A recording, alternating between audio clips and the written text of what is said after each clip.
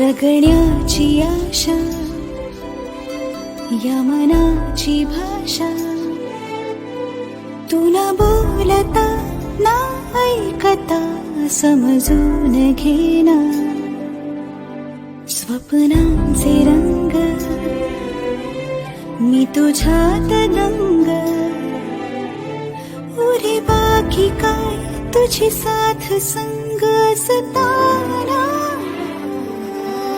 आकाशी चंद्र चांदण्या तोडून मी कहाण्या, मनाचा पाळणा करू बांधून घे जरा झुला.